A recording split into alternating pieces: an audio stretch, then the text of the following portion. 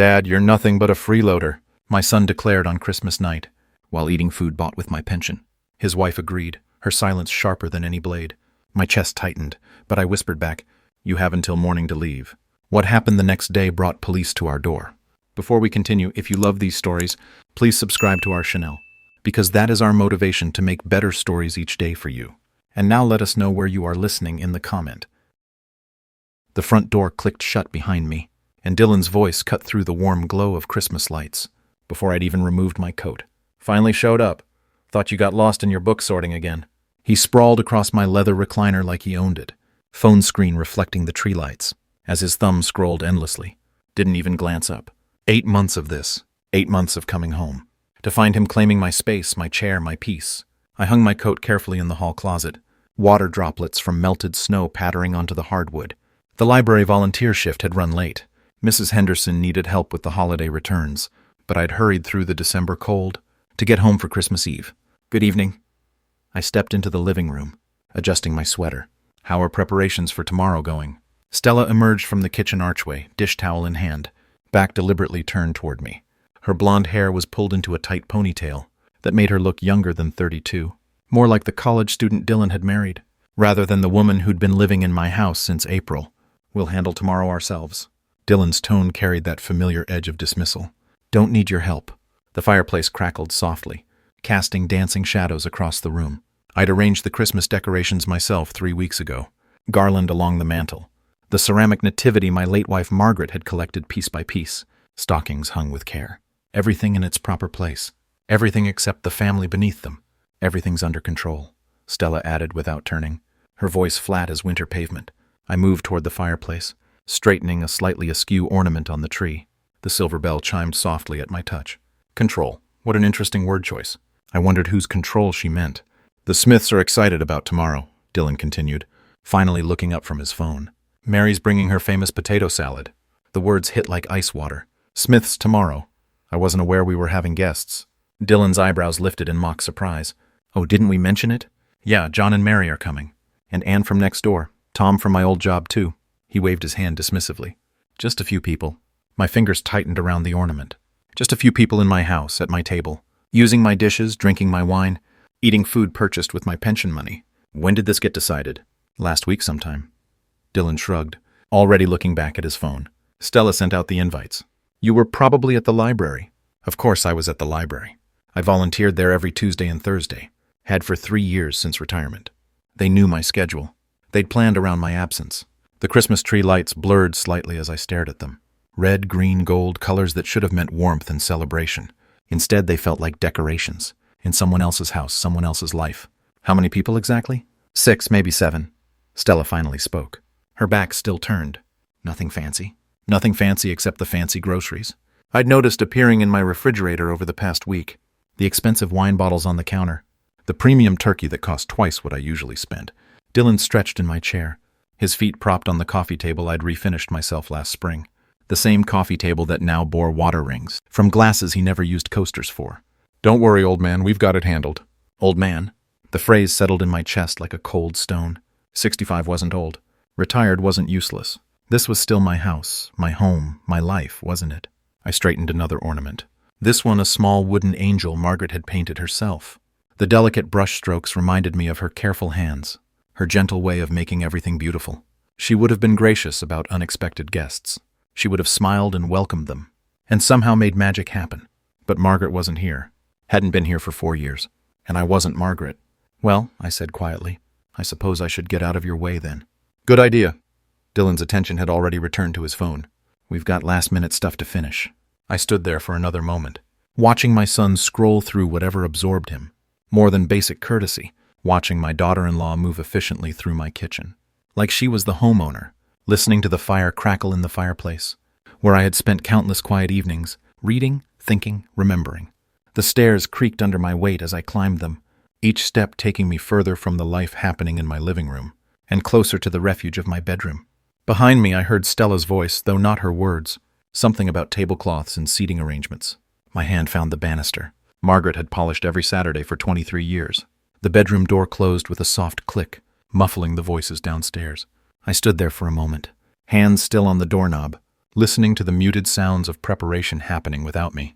Stella's footsteps crossed the kitchen. Dylan's voice rose briefly, then faded. I removed my shoes, placing them precisely beside the bed, and settled into the reading chair by the window. Snow continued falling outside, each flake caught momentarily in the glow of the streetlight, before disappearing into darkness.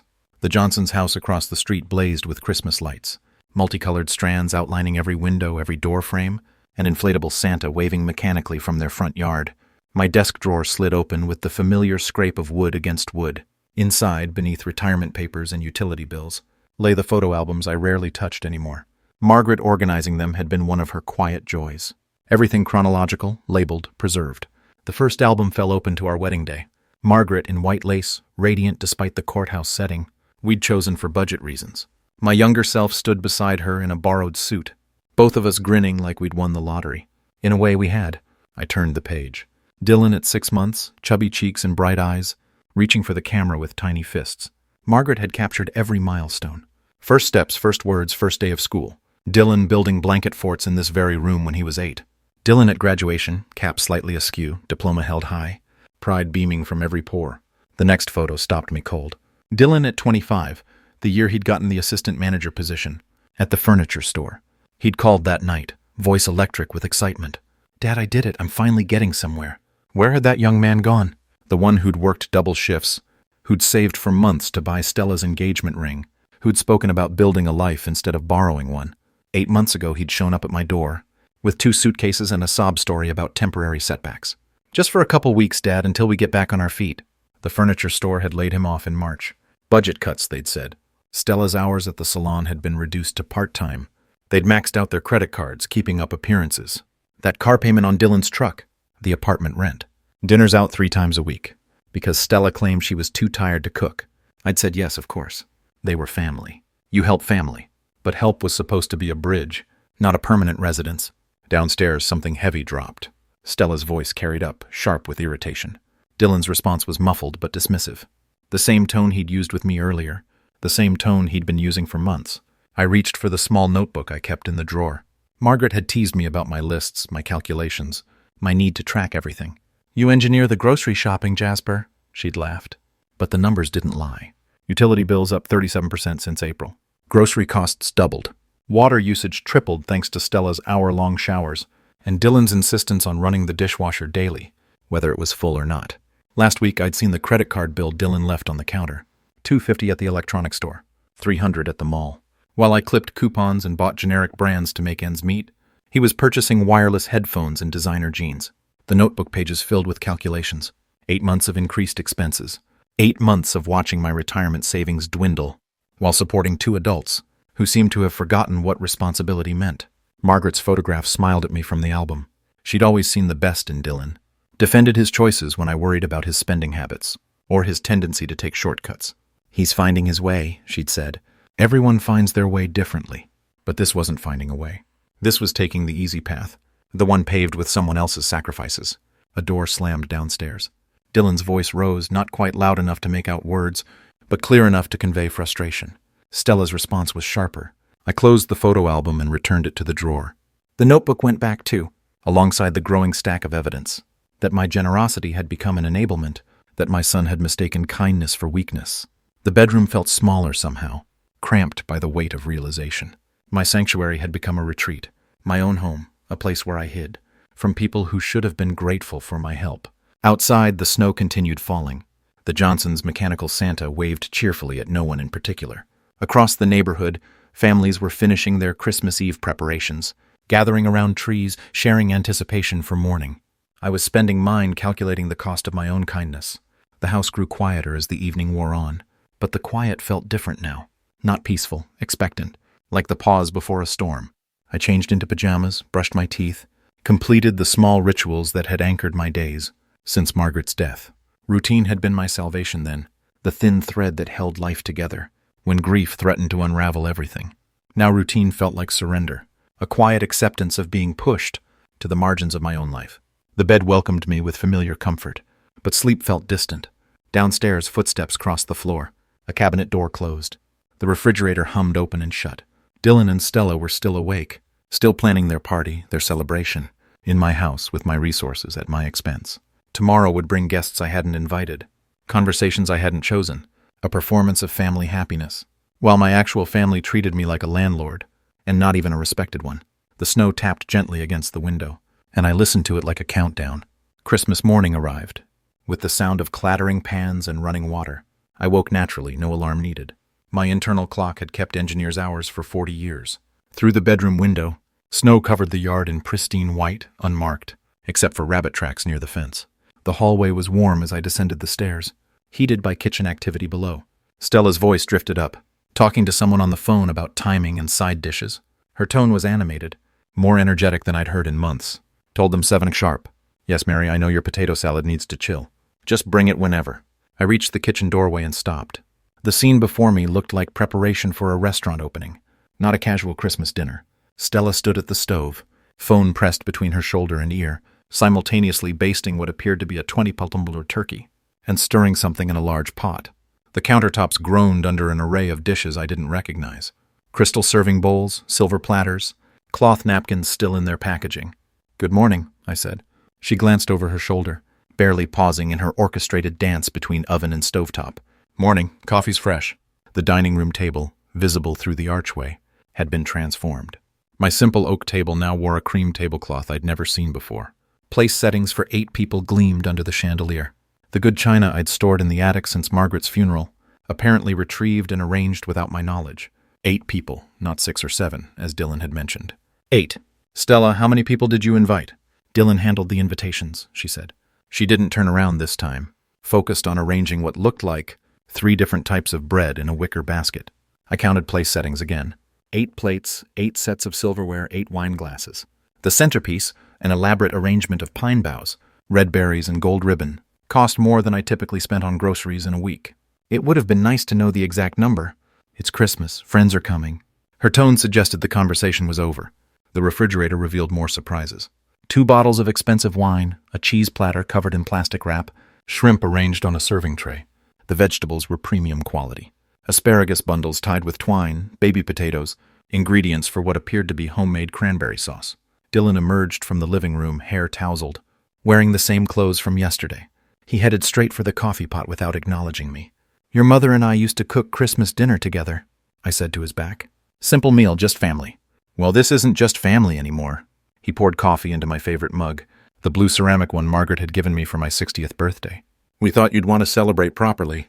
Properly. As if my quiet Christmases with Margaret had been somehow inadequate. "Who exactly is coming?" Dylan rattled off names like items on a shopping list. John and Mary Smith, obviously, Anne from next door, Tom Brown from the store, his girlfriend Lisa, maybe Rick from down the street, if he doesn't have to work. He paused, thinking. Oh, and Stella's sister might drive down from Cleveland. 8 potential guests had become 9 in my house, eating food purchased with my pension money.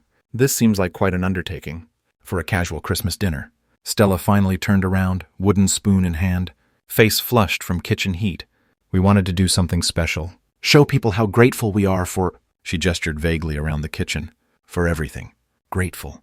The word felt hollow, coming from someone who'd been treating my home like her personal domain for 8 months. The turkey alone must have cost $60. "We wanted quality," Dylan said, defensive. "Now, you always taught me not to cut corners." True. I had taught him that in the context of work, of building things to last, of taking pride in craftsmanship, not in the context of spending someone else's money on impressive displays. The kitchen timer chimed. Stella spun back to the oven, pulling out a tray of what appeared to be homemade rolls. The smell was admittedly magnificent. Yeast and butter and warmth. That belonged in a family magazine photo. "What time are people arriving?" "Around 2, Dylan answered. "Gives us time to finish prep and get cleaned up." 5 hours. 5 hours until my quiet home would fill with virtual strangers, until my living room became a stage. For Dylan and Stella's performance of successful hosting, I refilled my coffee mug, a different one since Dylan had claimed mine, and retreated to the living room. The Christmas tree looked smaller somehow, dwarfed by folding chairs retrieved from the basement, and arranged in a semicircle. My reading chair had been pushed against the wall, to make room for the expanded seating arrangement. Through the kitchen doorway, I watched Stella move with purposeful efficiency, Dylan occasionally stirring something, or opening wine to let it breathe. They worked together like a team, comfortable in their shared project. When had they planned this? How many conversations had happened around my absence? How many decisions made without consulting? The person who would pay for them? The house phone rang. Dylan answered with exaggerated cheer. "Merry Christmas. Yes, everything's on schedule. Can't wait to see you." I sat in my displaced chair, surrounded by evidence of a celebration I hadn't chosen, drinking coffee from a mug that wasn't my favorite, watching my son and daughter-in-law transform my home into their vision of holiday entertainment. The day stretched ahead of me like a performance I'd never auditioned for, but was somehow expected to star in. Smile, be gracious, play the role of generous patriarch, while my savings account funded their social ambitions. Outside, the snow continued falling, blanketing the world in silence. The afternoon had felt endless.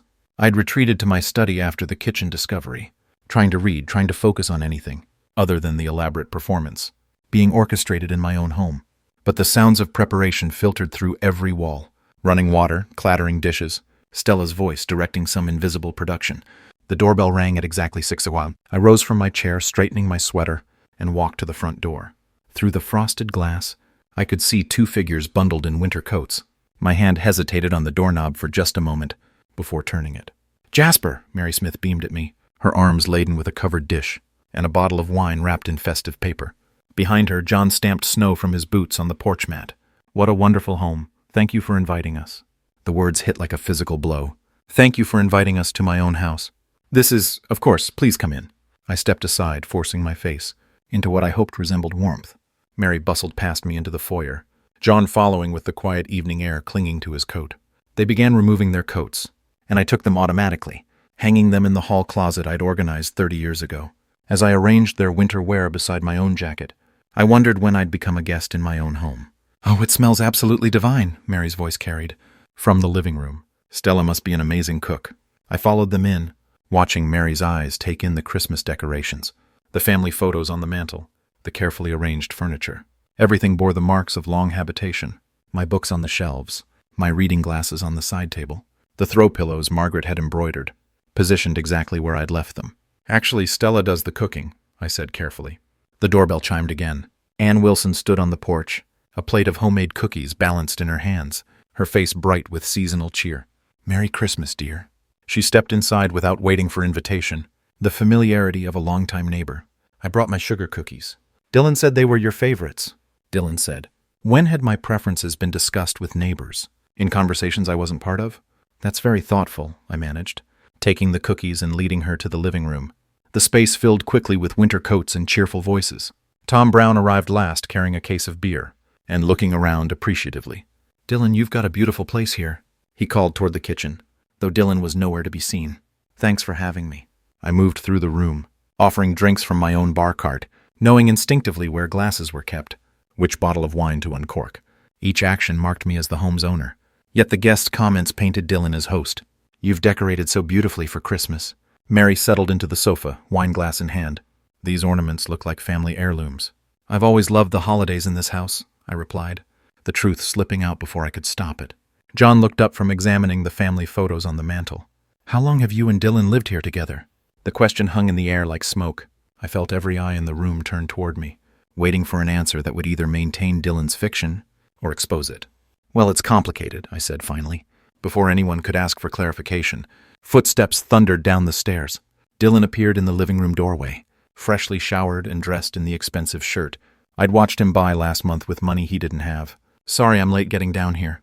His voice boomed with artificial cheer. "Hope Dad's been taking good care of you." Dad, not Jasper. Dad, positioning me as the subordinate, the helper, the secondary figure in this gathering. "Jasper's been wonderful," Anne said warmly.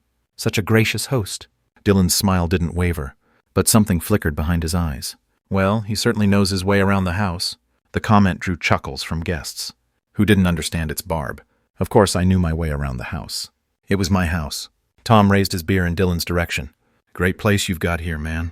Must be nice having so much space." "It has its advantages," Dylan replied, moving to claim the center of the room. "Though it gets expensive maintaining a place like this." "Expensive maintained with whose money exactly?" Mary noticed my silence. "Jasper, you're awfully quiet. Are you feeling all right?" Before I could answer, Stella's voice cut through the conversation from the kitchen doorway. "Dinner's ready. Everyone come to the table." The announcement created a natural surge of movement. Guests rose, gathering their wine glasses, following Stella's gestures toward the dining room. I remained seated for a moment, watching Dylan shepherd people toward the elaborately set table, playing host in my home with my dishes. The dining room buzzed with appreciative comments about the formal setting, the centerpiece, the careful arrangement of 8 place settings around my oak table. I followed slowly, last in the procession, feeling like a stranger arriving at someone else's party. The dining room glowed with candlelight and Christmas warmth.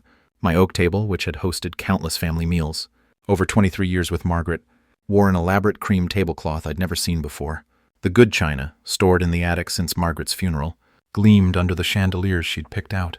When we'd first bought the house, guests gathered around the table, wine glasses in hand, voices bright with holiday cheer. Mary admired the centerpiece, while Tom complimented the formal setting. Everyone moved with that pleasant anticipation of a special meal, completely unaware they were witnessing the systematic erasure of my authority in my own home. I approached my usual chair at the head of the table, the seat I'd occupied for nearly 3 decades, where I'd carved Christmas turkeys and birthday cakes, where I'd helped Dylan with homework and discussed my day with Margaret. My hand reached automatically for the familiar position. Dylan stepped directly into my path. Stop. The single word cut through the dinner party chatter. Like ice water. Conversations halted mid-sentence. Forks paused halfway to mouths. Every head turned toward us. You're not invited to this dinner table, freeloader. The silence that followed was so complete. I could hear snow tapping against the windows. Tom's beer bottle stopped halfway to his lips. Mary's hand froze on her wine glass. Anne's mouth opened in a small, shocked circle. What did you just say? My voice came out quieter than I had intended, barely above a whisper. You heard me. Dylan's posture radiated confidence, feeding off the audience of shocked faces. We invited real guests tonight.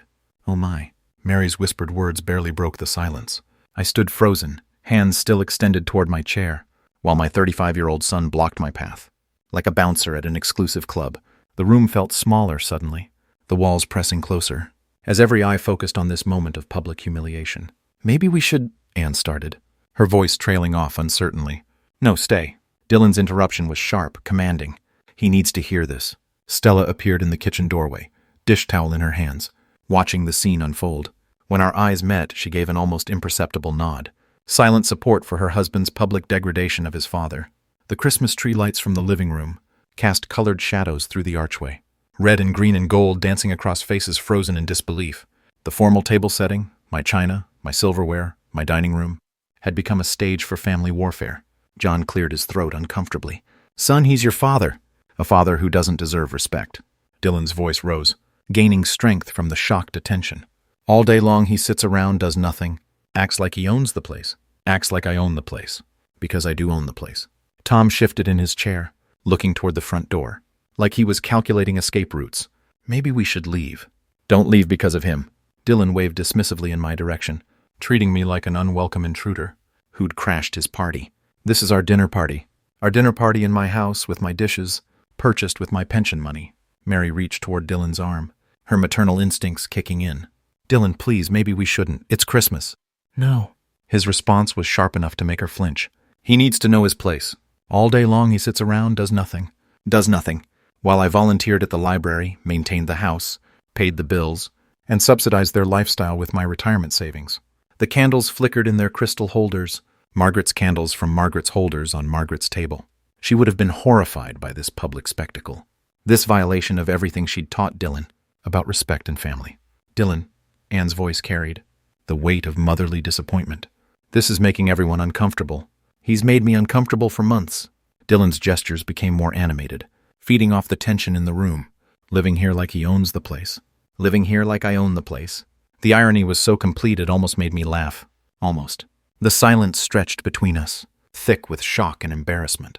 Around the table, my guests, no, Dylan's guests, sat frozen, trapped witnesses to a family meltdown they'd never expected. When they'd accepted invitations to Christmas dinner, Stella moved slightly in the doorway, still watching, still silent, still supporting her husband's performance through passive presence. I remained standing beside my displaced chair, every eye in the room focused on me, waiting for my response. The moment hung in the air like suspended breath, pregnant with possibility. The only sound was snow continuing to tap against windows, and the soft hiss of candles burning down. The silence stretched until it became unbearable. I could feel 8 pairs of eyes watching me, waiting for my reaction to my son's public humiliation. Dylan stood beside my chair like a guard, chest puffed with artificial authority, feeding off the shocked attention of his audience. Mary reached across the table toward Dylan, her voice gentle but firm. Dylan, please, maybe we shouldn't. It's Christmas. He jerked his arm away from her touch. No, he needs to know his place. All day long he sits around, does nothing.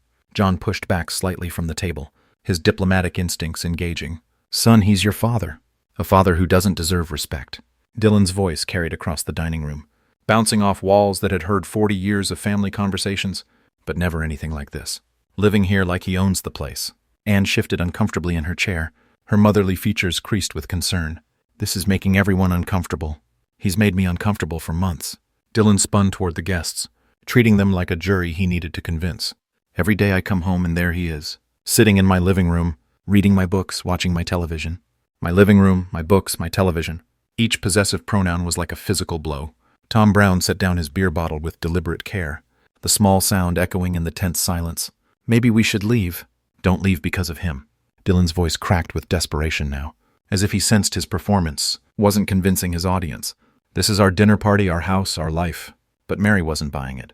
Her eyes moved from Dylan to me, taking in my careful posture, my familiarity with the space, the way I naturally knew where everything belonged.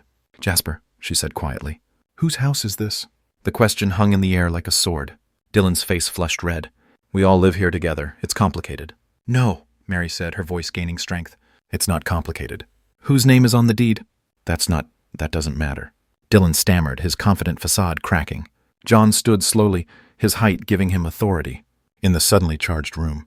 Dylan, you called your father a freeloader, in what appears to be his own home, at Christmas dinner. You don't understand. Dylan's voice rose to near shouting. He acts like some generous patriarch, but he controls everything. Every penny, every decision, every moment of our lives. Controls everything.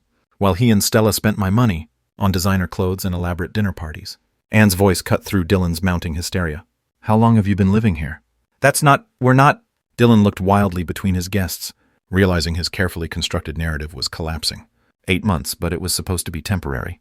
8 months, Tom repeated slowly.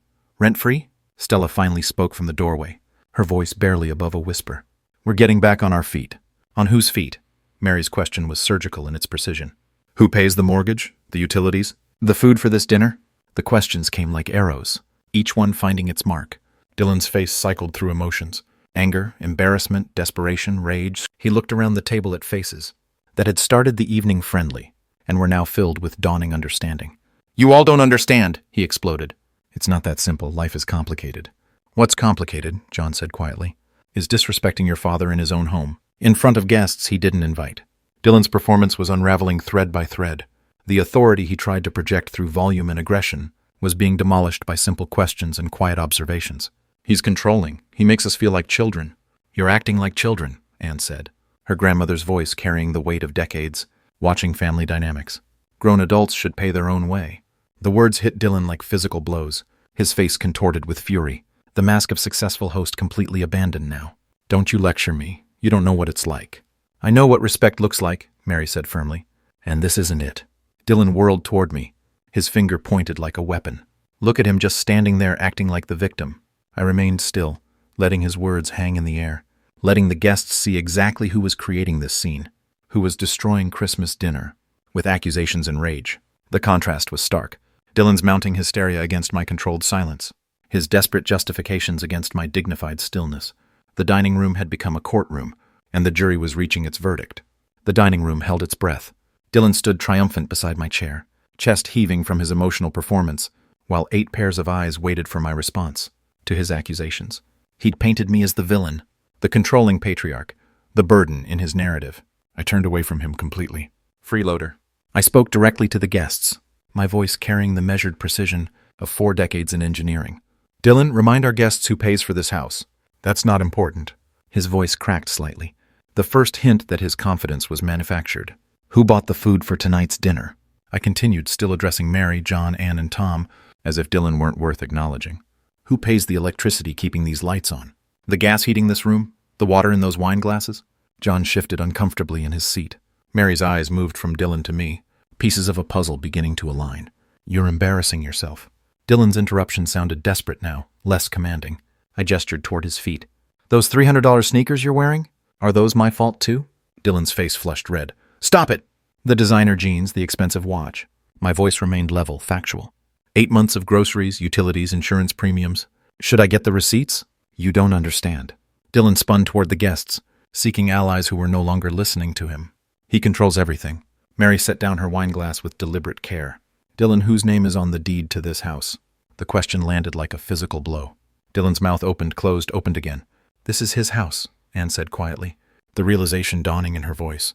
Isn't it? Tom looked around the dining room with new understanding. The family photos on the walls, all showing Jasper and Margaret through decades of marriage. The careful organization, the settled comfort of long habitation. Everything pointed to one truth. How long have you been living here? John's question was surgical in its simplicity. 8 months, I answered when Dylan remained silent. Rent-free. They were supposed to stay a couple weeks, until they got back on their feet. Stella made a small sound from the kitchen doorway, somewhere between a gasp and a groan. A couple weeks, Mary repeated slowly. 8 months ago. The math was simple enough. The guests exchanged glances, silent communications between married couples, who'd spent decades reading each other's expressions. Dylan, Anne's voice carried the weight of maternal disappointment. You called your father a freeloader in his own home. You don't understand the situation. Dylan's voice rose again, but it sounded hollow now, echoing in a room that had turned against him. I understand perfectly, Tom said quietly. He looked at me with something approaching awe. You've been supporting them for 8 months. The silence that followed was different from before. Not shocked confusion, but dawning comprehension. The guests saw Dylan's expensive clothes with new eyes, understood the elaborate dinner preparations in a new context, recognized the careful way I moved through my own space. Those credit card bills you left on the kitchen counter, I continued, still speaking to the guests rather than to my son. $12,000 in debt while living in my house, eating my food, using my utilities. Dylan's face had gone pale now, the color draining as his carefully constructed narrative collapsed sentence by sentence. He makes us feel like children, Dylan tried. One last desperate justification. You're acting like children, Mary said firmly.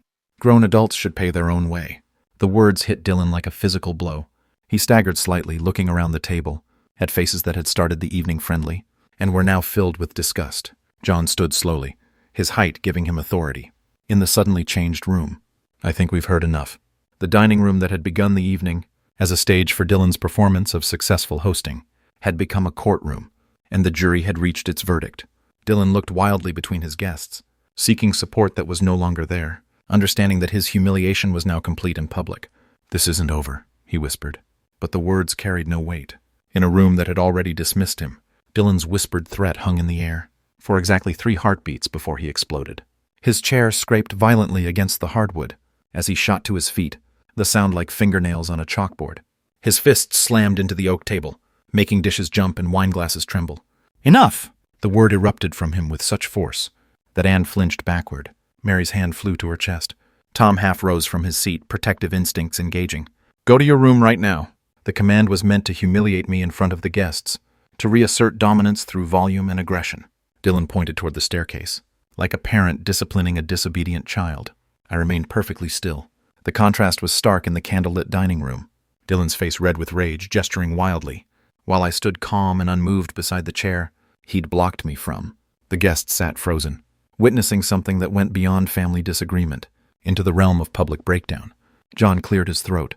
Dylan, maybe you should... Dylan whirled toward him, eyes wild. You don't understand. I'm the one in charge here.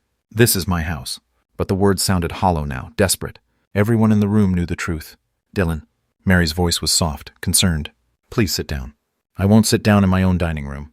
He began pacing behind the chairs like a caged animal, hands clenched into fists. He sits there acting innocent, but he controls every penny, every decision, every moment of our lives. Stella moved slightly in the kitchen doorway, torn between loyalty and horror at her husband's public meltdown. He needs to learn respect. Dylan's voice cracked on the last word.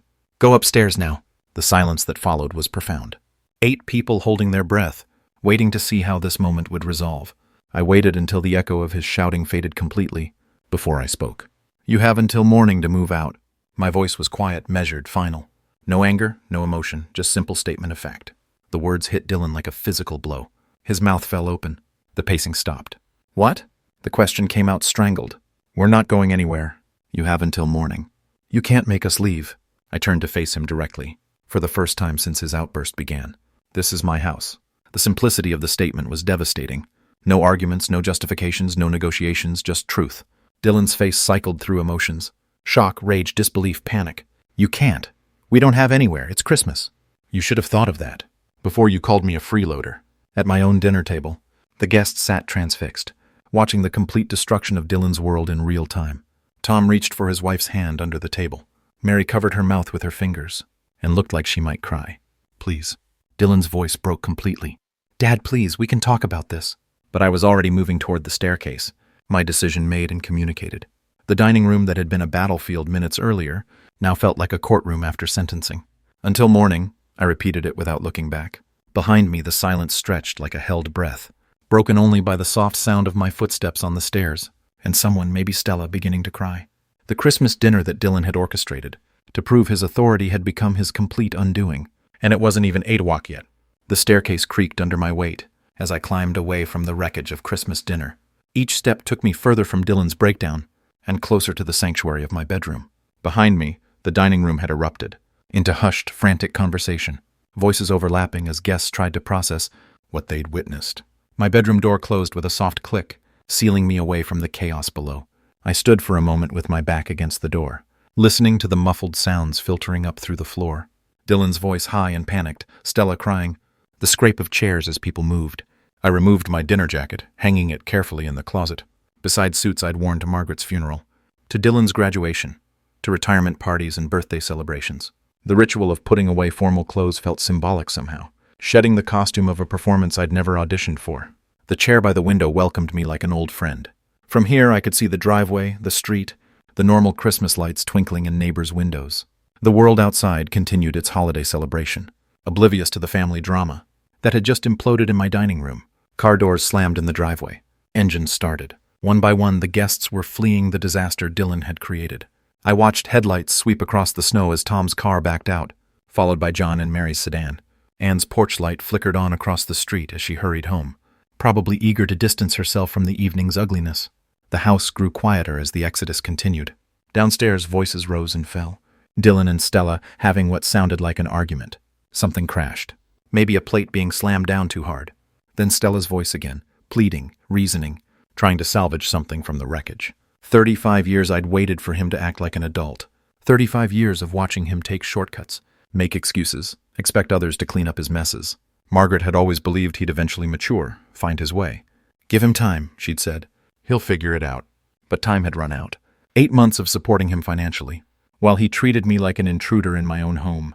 8 months of watching him spend money he didn't have, while I clipped coupons to make ends meet. 8 months of being treated like the help in my own house. The snow continued falling outside, steady and silent. The Johnsons' inflatable Santa still waved mechanically from their front yard, oblivious to human drama. Christmas would continue tomorrow, regardless of family feuds or eviction ultimatums. Around 9 o'clock, the house finally fell silent. No more arguing, no more crying, no more sounds of frantic activity.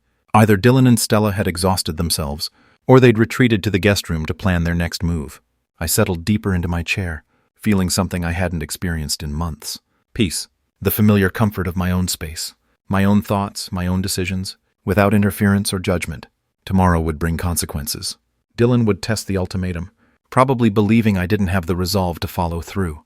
He'd learned tonight that his public humiliation tactics had backfired spectacularly, but desperation might drive him to try other approaches. Let him try. I'd spent 40 years solving engineering problems, analyzing systems, finding solutions. Dylan had become a problem with a clear solution. Removal. The bedroom clock ticked past 10. Outside, the neighborhood had settled into Christmas night quiet. Porch lights dimmed, windows glowing softly, with tree lights and family warmth. Normal families finishing normal celebrations. I'd have a normal Christmas again, starting tomorrow. The house creaked softly around me, settling into winter silence. Whatever sounds came from downstairs now were too faint to reach my sanctuary. For the first time in 8 months, I felt like I was home. The first thing I noticed when I woke was the silence. No running water from their bathroom, no footsteps overhead, no sounds of movement that had become the soundtrack of 8 months of unwanted cohabitation. 10:00 on the digital clock beside my bed. The deadline had passed 2 hours ago. I showered and dressed with deliberate care, choosing clothes that conveyed authority. Pressed slacks, collared shirt, the leather belt Margaret had given me for our 20th anniversary. Every action felt ceremonial, preparing for a conclusion that had been inevitable. Since Dylan's first month of making excuses instead of progress, the staircase creaked under my weight.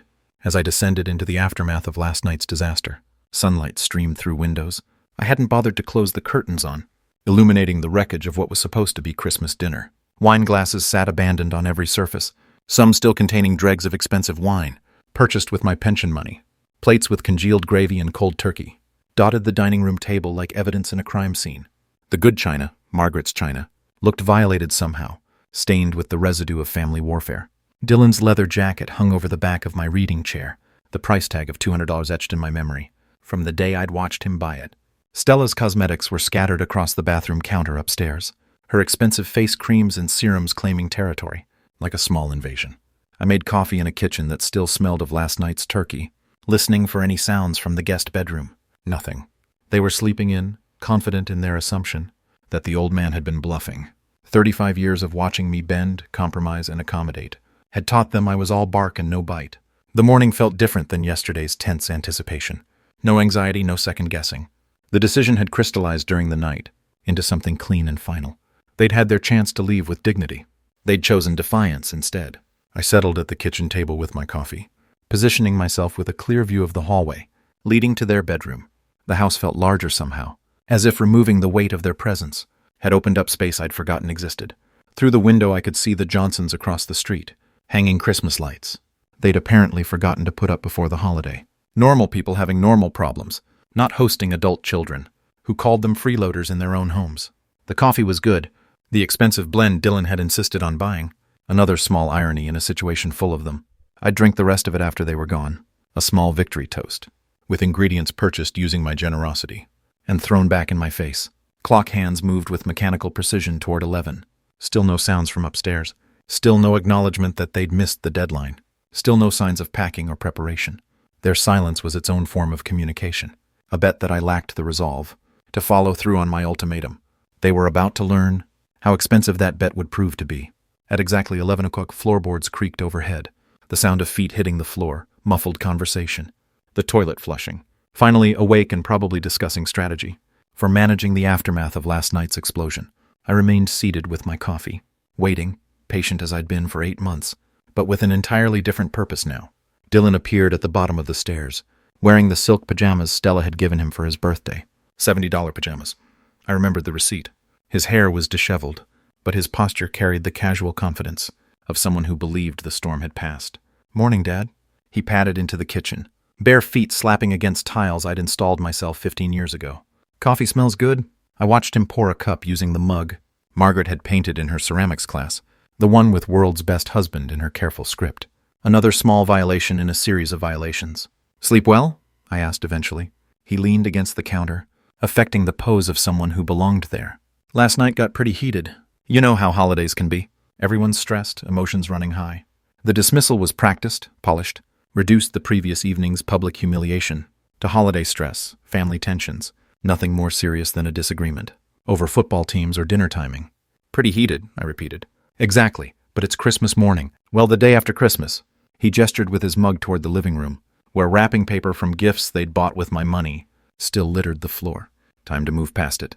You know, family's family. Family's family.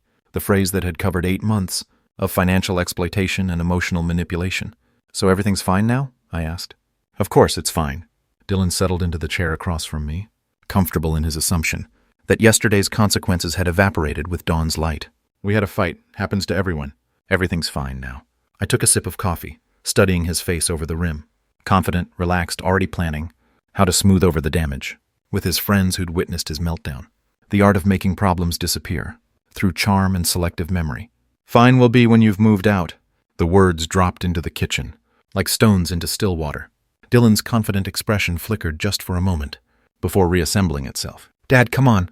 You can't be serious about that deadline nonsense." "I'm completely serious." He laughed, the sound forced and hollow. "It's been, 14 hours? You expect us to pack up our entire lives? And find a new place overnight? I expected you to start packing last night." "Where exactly are we supposed to go?" "It's the day after Christmas. Nothing's open. Nowhere to look for apartments." His tone shifted toward the reasonable, the practical. "Be realistic here." I stood carrying my empty mug to the sink and turned to face him. "You had 8 months to make other arrangements. We've been trying. You know we've been looking." The lie came smoothly, practiced. "The job market is tight. Rental prices are insane. We need more time." "You've had time." Dylan's facade began to crack around the edges. "So what are you going to do if we don't leave? What's your big plan?" I reached for the phone hanging on the kitchen wall, the same spot where it had hung for 20 years. Dylan's eyes followed the movement, his confident posture shifting slightly. "You'll see." Dad, this is ridiculous. You can't make us leave. His voice rose, the reasonable mask slipping, to reveal the panic underneath. We're family. My hand closed around the phone receiver.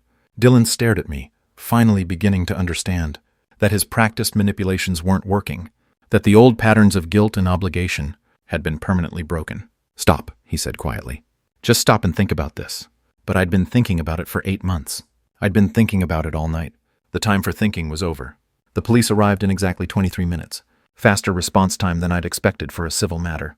2 officers, one younger with close-cropped hair, one older with the patient demeanor of someone who'd handled domestic disputes for decades. Sir, we received a call about a property dispute. The older officer stood on my front porch. Notepad ready? Professional but not unfriendly. Yes, officer. I need assistance removing unauthorized occupants from my home. I held out the folder I'd prepared. Deed, mortgage statements, utility bills, all in my name. These individuals have been living here without lease or rental agreement and have refused to leave when asked. Dylan appeared behind me in the hallway, still in those expensive pajamas, his face pale with disbelief. Officer, this is crazy. This is my father. We had a family argument. The younger officer examined my documentation, while his partner listened to Dylan's protests. Property ownership wasn't complicated. Either your name was on the papers, or it wasn't. Sir, are you the sole owner of this property? The older officer asked me. Yes, my late wife and I purchased it in 1987. It's been fully paid off for 12 years. And these individuals have been residing here without permission. Initially with permission as temporary guests. That arrangement ended last night. I asked them to leave by this morning. They refused. The officers exchanged glances. The kind of professional communication that comes from years of dealing with family drama, that crosses legal lines. Sir, the older officer addressed Dylan, you need to gather your belongings and leave the premises. This is insane. He can't just kick us out. We've been living here for 8 months. The property owner has the right to remove unauthorized occupants. You have no lease agreement or rental contract. Establishing tenancy rights. Stella appeared at the top of the stairs, wrapped in a bathrobe that cost more than my monthly electric bill. Her face was swollen from crying, makeup smeared from last night's disaster. How long do we have? She asked quietly. I'd recommend gathering essential items now, the older officer replied. You can arrange for remaining belongings later if necessary. The next hour played out with mechanical efficiency. Dylan alternated between furious protests and desperate bargaining, but legal authority wasn't something he could charm or manipulate. The officers supervised as boxes and suitcases emerged from the guest bedroom.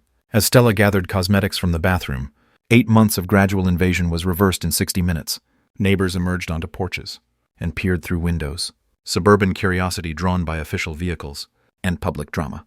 Mrs. Henderson, from 3 houses down, walked her dog past my driveway twice, clearly gathering intelligence for the neighborhood network. This isn't over, Dylan hissed, as he loaded the last box into their car. You think you've won something here? But this isn't over. The threat hung in the winter air like visible breath, but it carried no weight behind police presence and legal documentation. Have a safe trip, son. Their car backed out of my driveway for the last time, Dylan gunning the engine in a final gesture of impotent rage. The officers completed their paperwork, advised me about restraining orders if harassment continued, and departed with professional courtesy that treated me as what I was, a property owner exercising legitimate rights. The house settled into silence as their car disappeared around the corner. I stood in my living room, surrounded by the debris of Christmas dinner, but free of the weight that had pressed down on my life for 8 months. On the coffee table, Dylan's expensive watch sat forgotten, probably worth more than most people's weekly salary. I picked it up, feeling its weight, then walked to the front door and set it on the porch. Let him come back for it if he wanted it badly enough. The afternoon sun streamed through windows that were mine again, into rooms that belonged to me again, across floors where I could walk, without justifying my presence. The silence wasn't empty. It was full of possibility. Tomorrow I'd start cleaning up the damage. Tonight I'd simply enjoy being home. Before saying goodbye, if this story touched your heart, please give it a like, and share it with someone who needs to hear this today. Don't forget to subscribe for more true family betrayal stories. That reminds us we are stronger than we think.